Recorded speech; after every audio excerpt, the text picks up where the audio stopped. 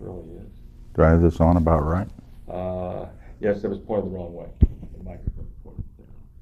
Oh, okay. There you go. There you go. That's good. Yeah, that's good. That's good right there. Educate me a little bit about your when you served. What rank did you serve in? You were a lieutenant colonel In the Marine Corps. in the Marine Corps. Because you were a pilot. Is that right? Yes. True. And when did you serve? What? What? I was young when I came out of high school. I was 16. Mm-hmm. My whole world was centered around baseball and a redheaded girl. Neither one of those panned out, by the way. I had an opportunity to sign a professional baseball contract in Class D ball, and I would have gone to play in Abbeville in the old Evangeline League. And it was for $60 a month, room and board. Is that Louisiana? Louisiana. Abbeville, Louisiana? Mm-hmm. That's where Peggy Gillen grew up. Oh, is that right? Our basketball coach? Sure. That's where her whole family grew up, was in Abbeville. I'll be darned. Yeah, just outside of Oxford. Is that right? Yeah. Well, I didn't go. Yeah, okay, but you didn't go. Yeah. I didn't go. My dad required that my parents sign for me because I wasn't old enough to contract. And my dad talked me out of that. He said, no, you don't want to do that. And so I agreed with that and decided to go for the big bucks. So about 6 months later, when I turned 17, I enlisted in the Marine Corps and got $75 a month and room and board. So you can see I was bottom lining it even then. Then I went in the Marine Corps about 6 months after I completed boot camp. The Korean War broke out. Well, I went to Korea. I was a young PFC. Made corporal in Korea. Came back to the States in '51, and was assigned in California, and then later on in North Carolina. Married my wife Judy in '53, and went to OCS. When I completed OCS, I was selected for flight training, and so for the last of my almost 28 years in the Marine Corps, the last 24 were spent as an aviator. And I just did the normal things that aviators do, fly airplanes, of course, and collateral duties within a squadron, administrative duties, operations duties, scheduling the airplanes, and that kind of thing. And where were you stationed at this time? My initial duty station, after I completed flight training in Kingsville in Texas, completed jet training there, and I went to El Toro in California. I was there for about a year and a half, and my squadron was deployed, and we went to Japan for, at that time, it was a 15-month unaccompanied tour. That is, no dependents along with you. Came back to the States from that tour and joined a squadron on the East Coast, and immediately deployed on a 7-month tour in the Mediterranean, flying off ship. We were on the carrier, the Shangri-La. And after completion of that, we came back to the States, and I went to a couple of schools, professional schools, and then I was reassigned to El Toro in California. That was in '64. And the first squadron I joined, I was the operations officer of the squadron, and we were required to provide a detachment for an anti-submarine carrier force.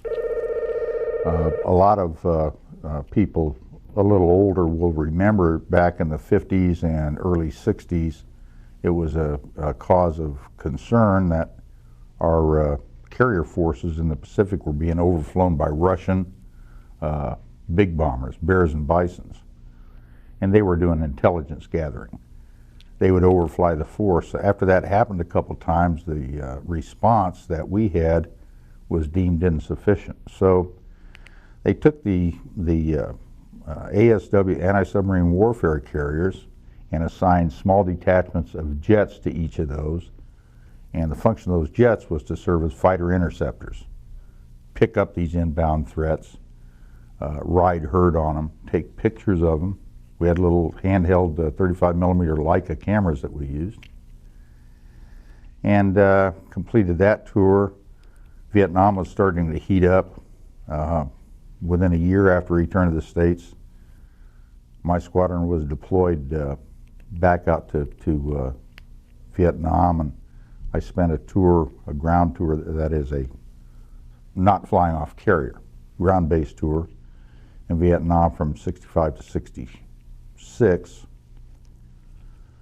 Came back to the States in 66 and served 3 years as a test pilot in California, and then went back out in 69 to right back to an air base called Chu Lai, which is south of Da Nang in the Republic of Vietnam, and flew out of there for another year, by which time I had been promoted and I was a squadron commander of a renowned squadron, VMA 311.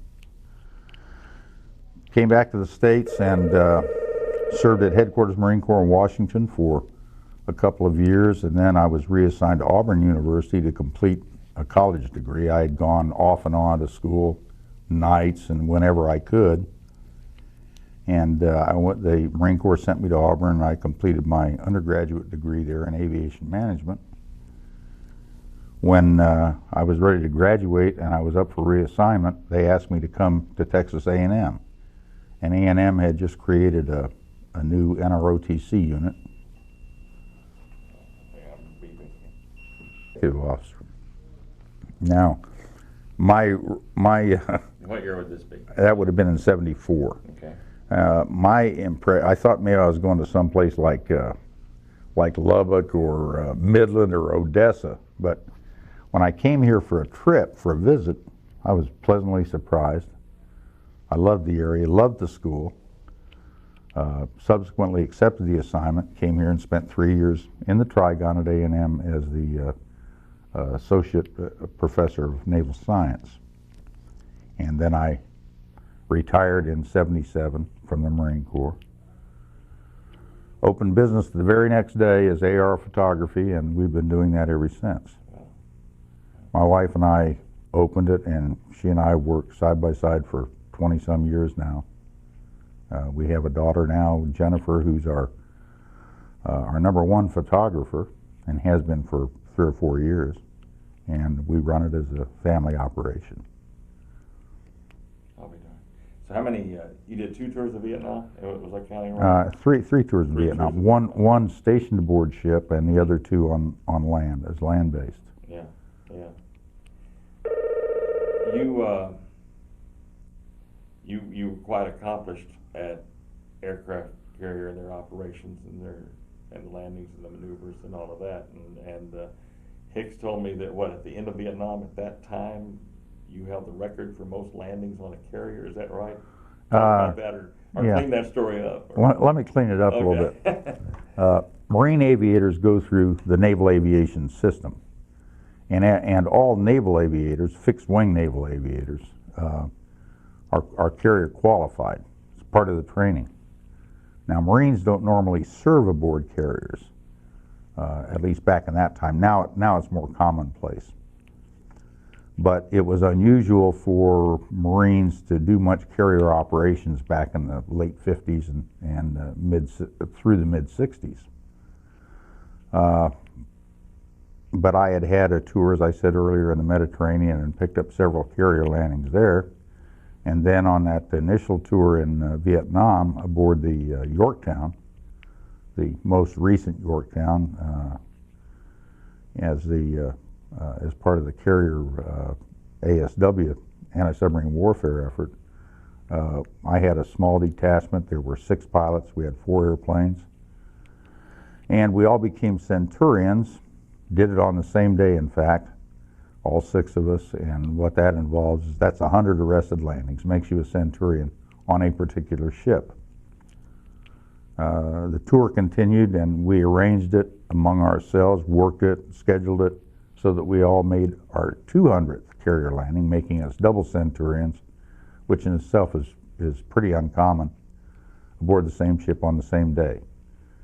That got a lot of press in naval aviation because it was the first time anything like that had been done. Now, my roommate and I We think that we held the unofficial record. That is, it's not the kind of record that's kept or maintained, would never be in the Guinness Book, but at that time, between the two of us, well, we each had over 300 carrier landings. And we figured that that was more than anybody we knew of in the Marine Corps, and I think I was 2 ahead of him. So I always claim that as far as Marine aviators go, at the end of the Vietnam War, I had more carrier-arrested landings than any other. I should point out that it's not that unusual in the Navy for naval aviators. In fact, there was a Rear Admiral named James Watkins who had over 1,000, which to me is absolutely awesome. He's subsequently retired. He may not even be living any longer. But carrier aviation is a special kind of thing, and it's a special accomplishment. There's nothing like the rush that you get out of getting your airplane back on deck at night when the sea is high and bouncing the boat around, and you safely recover. So the goal of every aviator is to have his landings match his number of takeoffs, and I've been fortunate in that regard and was able to do that. Were there some that you were afraid that landings and takeoffs wouldn't be divisible by 2? Oh sure, and I would say that that's probably true of every guy who ever flew off or landed on a boat. Yeah, there are some scary times. Most of that's caused by bad weather. Flying, remember in my early days flying in the Mediterranean, we used to call it a milk bowl because there was very little definition between of the horizon. So you really had to use the instruments almost exclusively because you didn't really have a feel for where your airplane was or what its attitude in the sky was. The med stuff was pretty exciting. You come down and it's been complicated over the years because a lot of this is due to Great Britain's advances in carrier aviation, but when I first started flying off carriers, we landed on what we called a straight deck. It had no, it was just a straight deck right down the hull line. Now, what most people are familiar with is an unusual looking configuration of the landing deck, whereas there is a straight deck, but there's also what they call an axial deck. If you were to imagine the carrier at the center of a clock face with the bow of the ship, the axial deck, pointed at 12 o'clock, the angle deck would probably be pointing at about 10:30. And it complicates landings a good bit. But of course, technological advances have led us to mirrors, where when I first started flying off carriers, we had a guy with paddles, which a lot of people are familiar with. The guy just stood back there on the platform with a radio and 2 paddles in his hand, and he signaled with the paddles whether you were high or low or fast or slow, and you responded to that.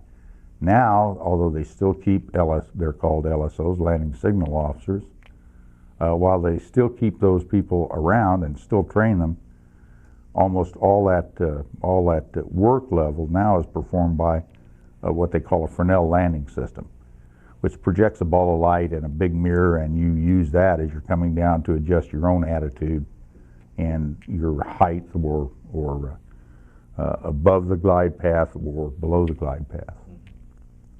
It's pretty demanding, and it's very, very satisfying to do it right. Yeah, I'll bet. You still fly at all? No, I gave up flying. Myself and 3 other old folks here in town owned a Cessna 72 or 172 up until about 8 or 10 years ago, I guess, and we sold it. As we got old, the insurance premiums got prohibitive. But no, I don't fly anymore, Tom. Yeah. You seem to be a person who had an extensive Vietnam experience. To what extent are you okay with talking about it, or do you not like to talk about it? Oh, it's never bothered me to talk about it. It should be noted, however, that I was in aviation, so most of my combat experience was from the cockpit. I couldn't begin to imagine what it's like for the guys on the ground with a rifle in their hand and somebody, you know, a city block away shooting at them. I don't have that experience. But I've never been upset about it particularly, or, you know, not hesitant to talk about it. I know that there are a lot of people that are that way. War's never a pleasant thing, but of course, if you're in the military, especially if you're a career guy. My dad, by the way, was a career Marine, and that kind of had a little bit to do with convincing me that's what I might want to do. But you know, you work for the government. You do what they tell you. You try to do it the very best of your ability. Sometimes it makes you popular, and sometimes it makes you not very popular. And I, like so many other Vietnam veterans, did experience some, I guess you could say, mixed feeling from my own countrymen when I came back. That's not pleasant. Makes you wonder what's really going on. Yeah, for sure. For sure. Where'd you develop your baseball skills? I just always played ball when I was a kid. You know, that's what you did. When I was a kid, there were, well, what position did I play? I was an infielder, and I caught some too. You hit it back? I could bat pretty good. I wasn't real fast. Yeah. Lack of speed probably hurt me more in baseball than anything. But I had a good arm. I threw well, and I was a good fielder, and I could hit. I just wasn't real fast. Yeah. Not a lot of bunt singles out of me. And you may have said this, but where did you grow up? Well, as I say, my dad was a career Marine, so I grew up kind of all over. I was born in Seattle, Washington, and I always considered Seattle my home, although my wife, Judy, is from a small town in Illinois, which is the same small town that my father's family was all from. So I guess I really have two hometowns, Seattle and Greenup, Illinois. Yeah. But since you were assigned to Texas A&M that you thought was going to be some dusty old Lubbock type place, this has been your home, right? We came here, and of course, if you're in the career military, you see a lot of places. And I had always, in the back of my mind, said, where am I going to settle down? And never had really firmed up on a place. And a lot of that is dependent upon what your family wants to do. Now, we have 3 kids. Well, all our kids are grown now, but at that time when we came here, we still had 2 little ones, one in kindergarten and one not even ready yet. But everybody in the family, when I came over here and I brought them over here, everybody fell in love with it. Just, I think it's a perfect place. Now, some days on the golf course in August, it's awful hot. But we love it here. We consider this our home. That's great. That's all.